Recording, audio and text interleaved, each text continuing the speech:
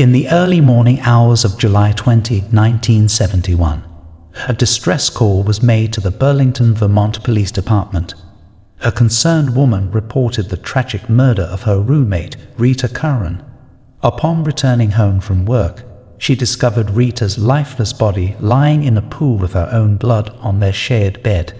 The scene was horrifying, indicating that an intruder had broken into their apartment and subjected Rita to a brutal attack involving physical assault, sexual assault, and strangulation. It was evident that Rita had fought fiercely against her assailant. The identity of Rita's killer remained a haunting mystery for both her family and the Burlington Police Department for many years, despite their exhaustive investigation and pursuit of numerous leads. However, after 52 long years, the perpetrator was finally identified. Rita Curran, born on June 21, 1947, in Brooklyn, Kings County, New York, was the beloved daughter of Thomas and Mary Curran. Described as a kind-hearted, generous, and beautiful individual, Rita was known for her gentle nature and her aversion to causing harm to others. At the age of 24, in the summer of 1971, she made the decision to move out of her parents' home for the first time and share an apartment on Brooks Avenue in Burlington, Vermont, with 3 other roommates who she had not yet formed a close bond with. Rita worked as a second-grade teacher at Milton Elementary School and was also pursuing graduate courses at the University of Vermont. During the summer break, she took on a job as a maid at a local motel. Tragically, just 2 weeks after leaving her family's house, Rita's life was brutally taken within the confines of her Burlington apartment. The police report indicated that she had been preparing for bed at the time of the attack, as she was found with curlers in her hair. The shocking murder of Rita Curran sent shockwaves of fear throughout the usually peaceful and welcoming city of Burlington. It was a time when many residents left their front doors unlocked, and this heinous crime shattered the sense of security within the community. It is possible that Rita Curran's apartment door was not locked at the time of her murder because there was no visible force used on the entrance door, as determined by the police investigation. During the investigation, the police collected evidence from the crime scene, including a single cigarette near Rita Curran's arm, which was believed to have been left by the killer to burn out. The police also interviewed Rita Curran's neighbors and followed up on hundreds of tips. Among the neighbors questioned were Williams and Michelle DeRuse, a newly wedded couple who lived 2 floors above Rita Curran at the time of her murder. They informed investigators that they had been together all night and had not heard or seen anything suspicious. The police have a list of 13 suspects, one of whom was Ted Bundy.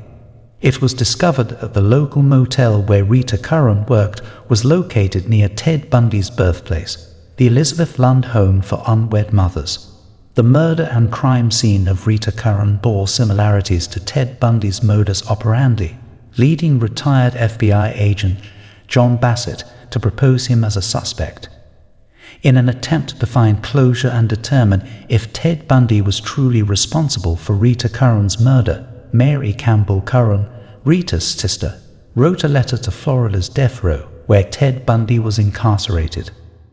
The FBI responded by informing her that Ted Bundy had refused to confirm or deny his involvement in Curran's death, and there was no concrete evidence placing him in Burlington on the date of the murder.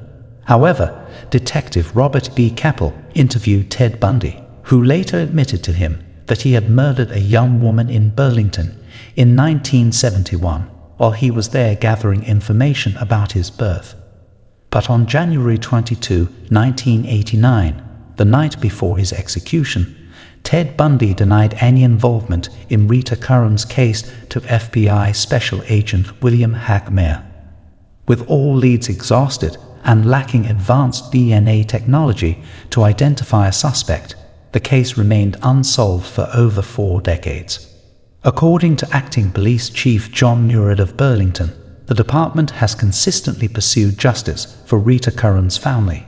In 2014, the Burlington Police Department sent all the evidence from the crime scene, including the cigarette, to a forensic lab in New York City for DNA testing.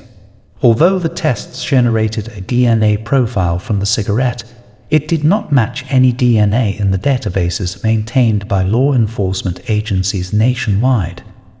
This suggested that the individual who left their DNA on the cigarette had likely never had their genetic material entered into the database, possibly due to a lack of felony convictions.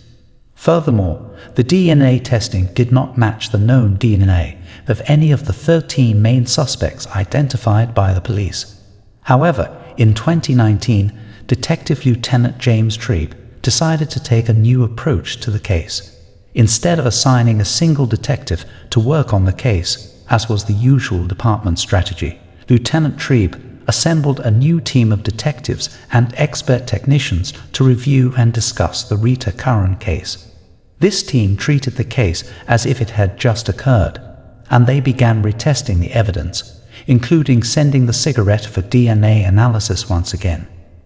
This time, they utilized genetic genealogy, a process that utilizes DNA databases for genealogical research to identify potential family members of the individual whose DNA does not match any existing profiles.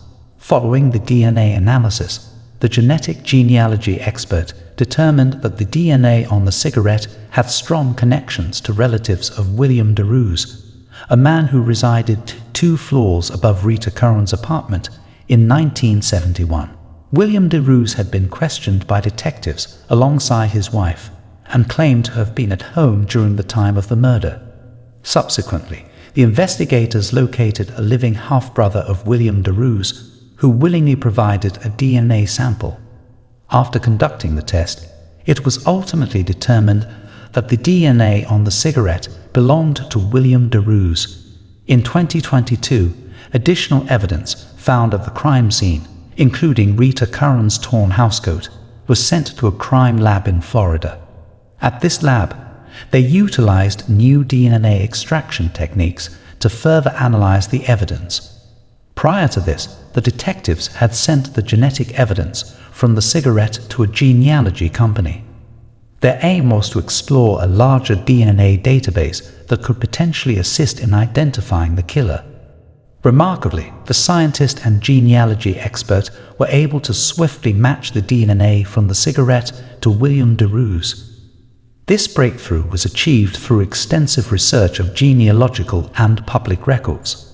Furthermore, the DNA found on Rita Curran's ripped housecoat was also a match to the DNA on the cigarette butt. Subsequently, the investigators made a startling discovery. They learned that William DeRose had passed away at the age of 46 in 1986 due to a drug overdose at a San Francisco hotel. Shortly after Rita Curran's murder, he and his wife had left Vermont and eventually divorced. During an interview with the police, William DeRose's ex-wife, Michelle, revealed that she had lied in 1971 about her husband's whereabouts on the night of the incident. Michelle, who had relocated to Eugene, Oregon, and changed her name, explained that William DeRose had engaged in an argument with her on the evening of July 19, 1971. In an attempt to cool off, he had gone for a walk. He returned later that night and instructed Michelle to inform the investigating officers that he had never left their apartment. He warned her that his previous criminal record might unfairly make him a suspect in Rita Curran's death. Detective Thomas Chennett, who conducted the interview with Michelle, expressed his skepticism regarding her knowledge of William DeRose being the killer. He believed that she was protecting him due to their recent marriage and their evident love for each other, as well as his criminal history. Following their divorce, William DeRose relocated to Thailand and became a monk. However, he returned to San Francisco, United States in 1974, where he met his second wife, Sarah Hepting. During an interview with the Burlington police, Sarah Hepting disclosed that William DeRose had a tendency for sudden outbursts of violence. She stated that there were 2 occasions where he had displayed extreme violence towards her. One of these instances occurred while they were conversing with a female friend, when he unexpectedly grabbed a pocket knife and stabbed the woman in her abdomen without any apparent reason. Although he was arrested, the woman chose not to press charges. Later, DeRose confessed to Hepting that he had mistakenly believed he had stabbed her. Hepting mentioned that the second incident of DeRose's violence took place during a dinner, when he suddenly began to strangle her for no apparent reason. This was the final straw for Hepting, leading her to leave him. Following the resolution of Rita Curran's case, her unfortunate parents passed away without ever knowing who had taken their daughter's life. However, her remaining family and friends remembered her and found solace in the closure the case provided. Jim Robar, a former second-grade student of Rita Curran, fondly recalled her as a kind and beautiful person.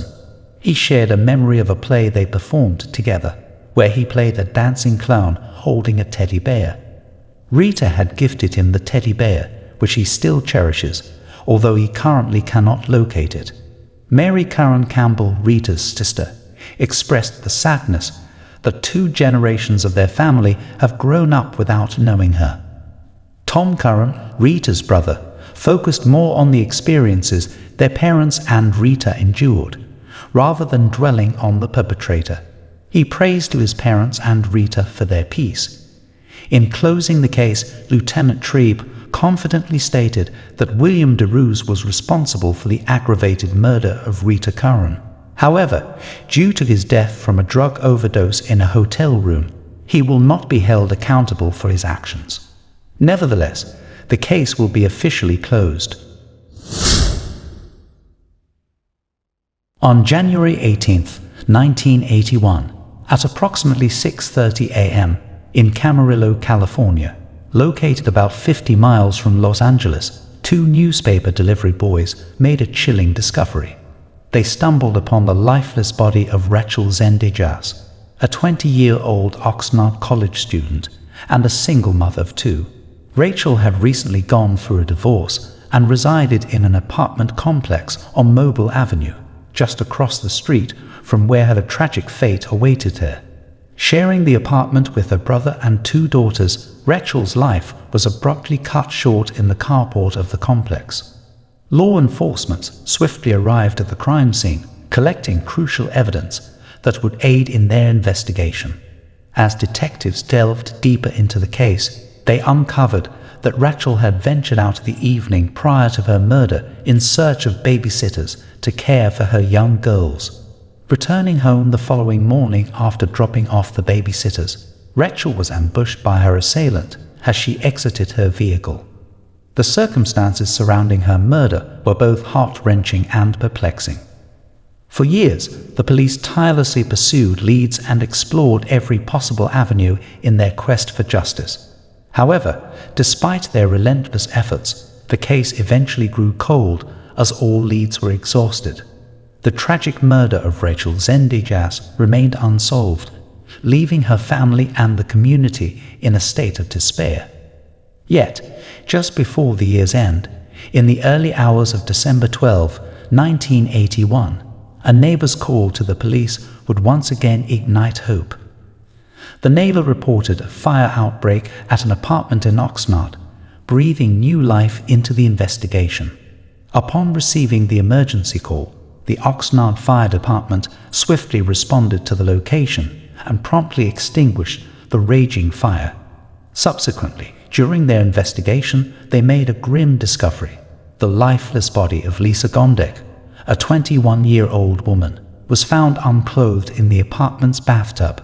It was evident that she had been subjected to a heinous crime, as her assailant had not only raped and strangled her, but also set the apartment ablaze.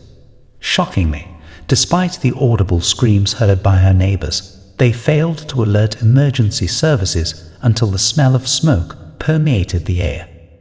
Lisa Gondek, a retail worker residing in Oxnard, had attended a club at the Port Huenham Naval Base on the night of December 11, 1981. Following her time at the disco with friends, she was dropped off at her home around 1:30 a.m. the next day. Tragically, she was discovered lifeless in her bathtub, and the identity of her killer remained unknown for several decades. Lisa Gondek had initially traveled from Connecticut to Oxnard for a planned 2-week visit to a friend in the U.S. Navy. However, she ultimately made the decision to relocate to Oxnard months before her untimely demise.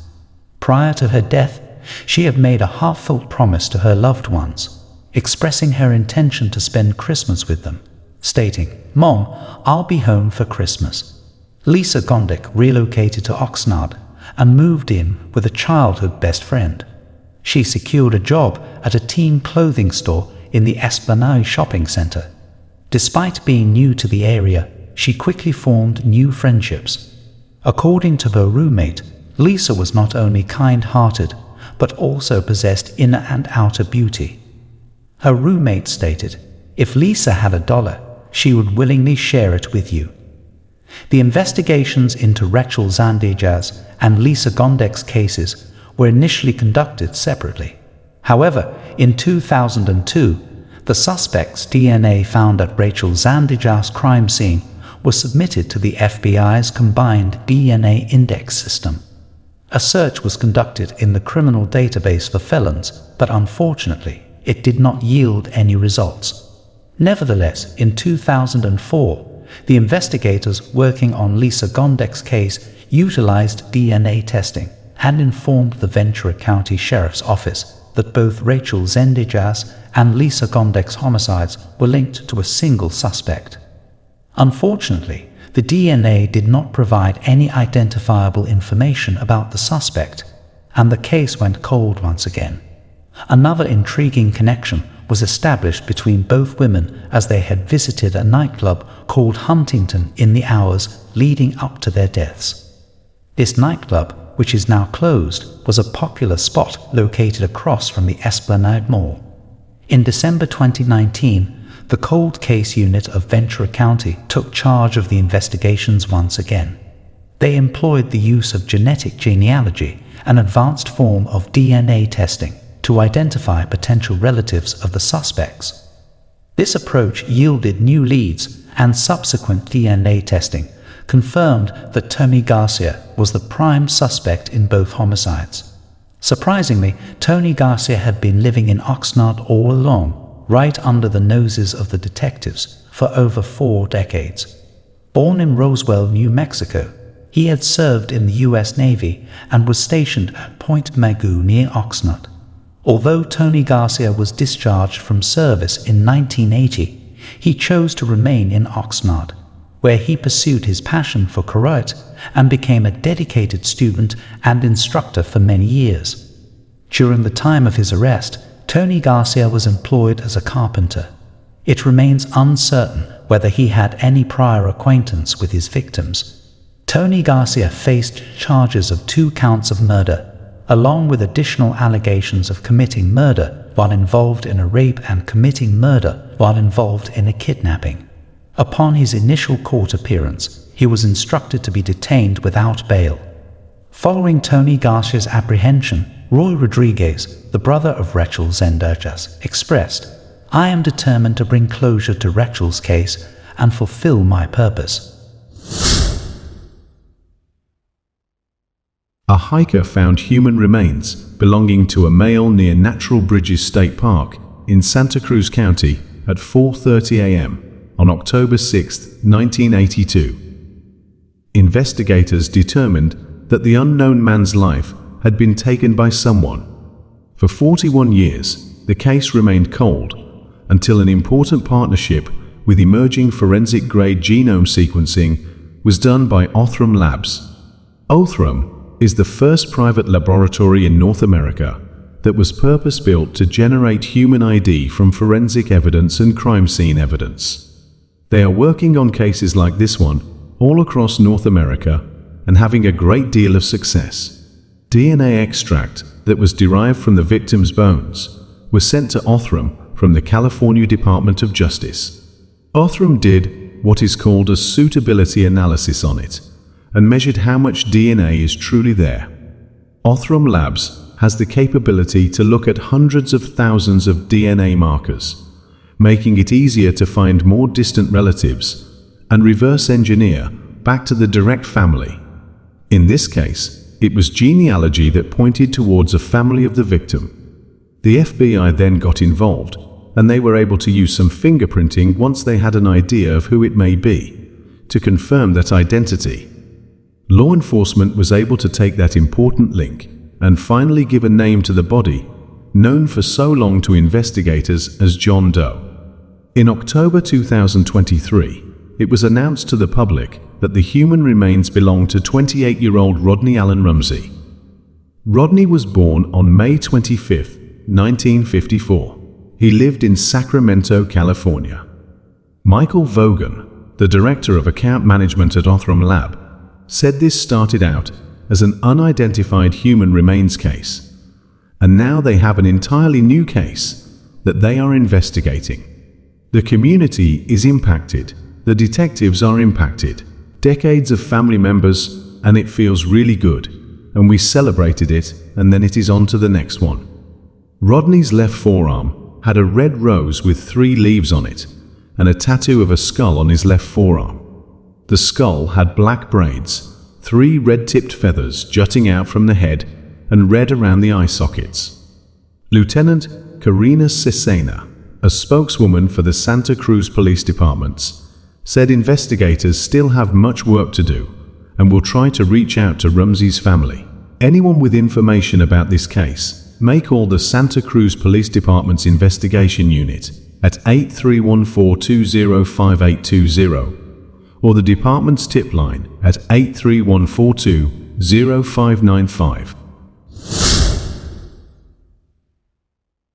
Patricia Chupko Bender's only child, Susan Robin Bender, was born in Modesto, California, on November 27, 1970. Susan, who was 15 at the time, left her family's house on April 25, 1986, to spend the weekend with friends in Carmel by the sea. To get to the Greyhound bus station at 10th and G Street, she walked alone. Susan ran into friends while she was waiting for the bus. She informed them of her coastal excursion and her intention to return in a few days.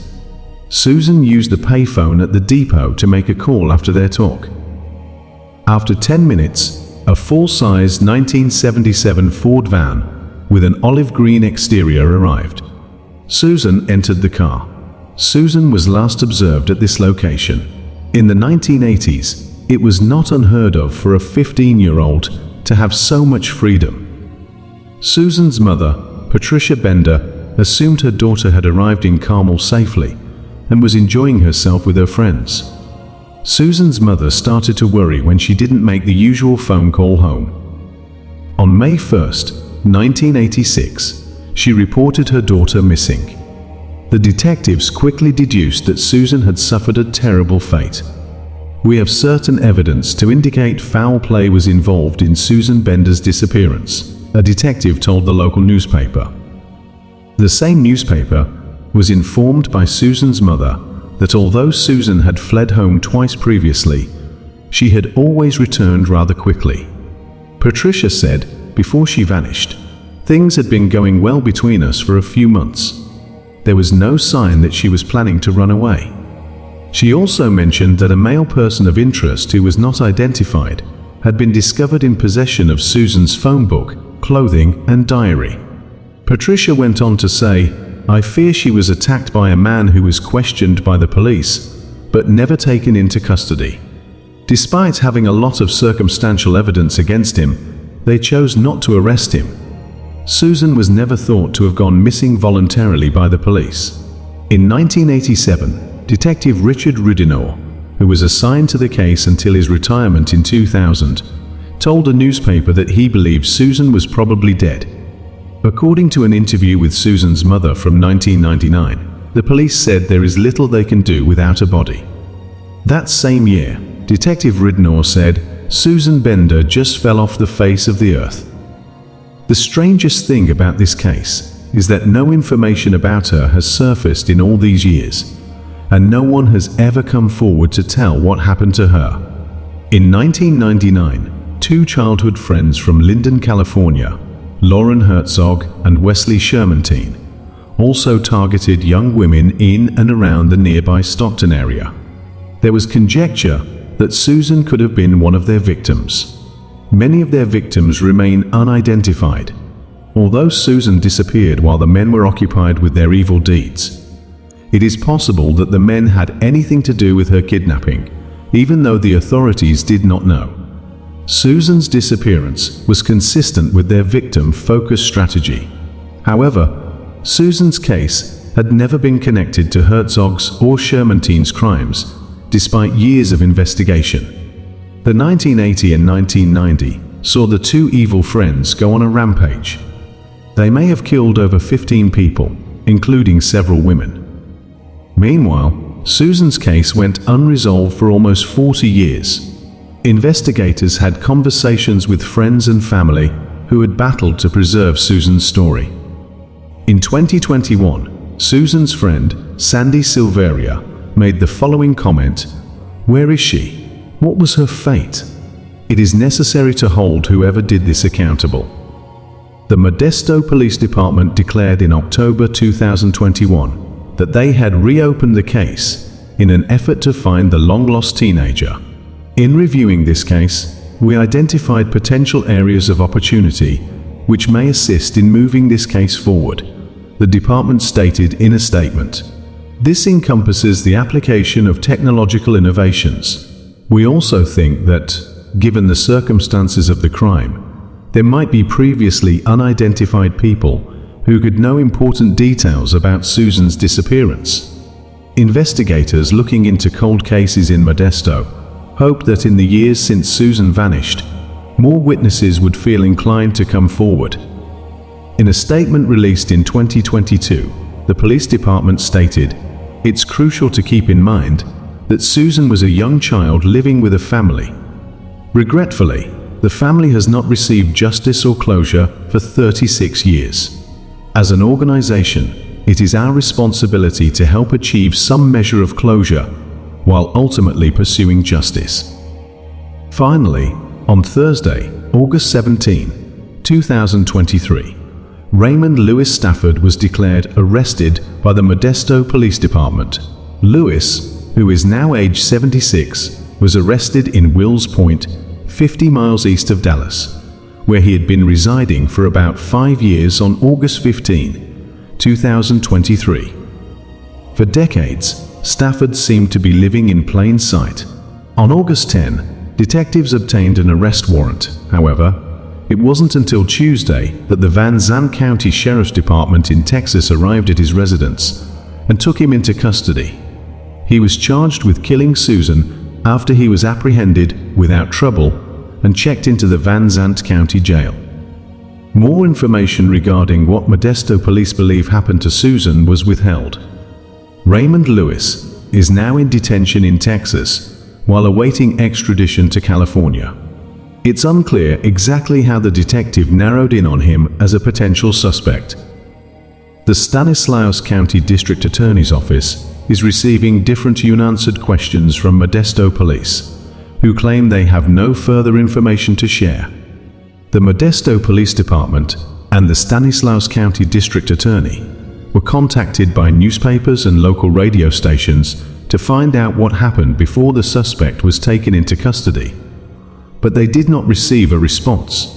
There was no information made public regarding Susan's exact cause of death, the possibility of finding her body, or the new evidence that led to Raymond Lewis charges.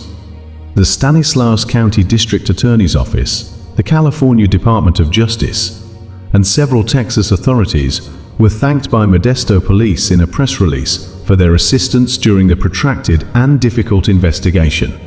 It stated that the collaborative efforts of these agencies have been instrumental in bringing closure to Susan Robin Bender's case. Detectives had a suspect almost immediately after they developed a suspicion of foul play.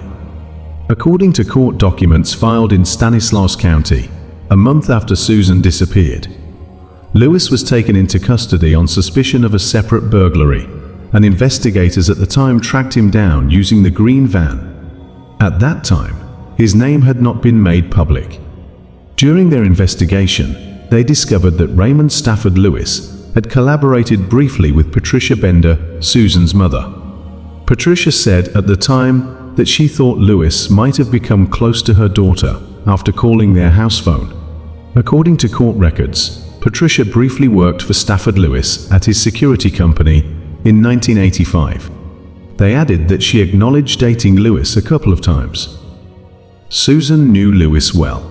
Susan had been spotted getting into his rental van at the bus stop. Her friend, who was present at the bus station on the day she vanished, claims that she jumped into his van without hesitation. According to a former resident of Raymond Stafford's house in the 1980s, Stafford admitted to killing a woman by strangling her with a wire or cord and burying her close to the Big Oak Flat Yosemite entrance. According to court records that were obtained, he claimed to have driven to a campground close to Yosemite National Park's Big Oak Flat entrance and dug the grave. In the months following Susan's disappearance, 38-year-old Raymond Stafford filed to run for Modesto City Council. When the local newspaper inquired about his criminal history, he responded in July 1985 that it was just the consequence of being in the wrong place at the wrong time. His arrest records indicated that he was wearing a badge identifying him as a private investigator and running an unlicensed private investigation company.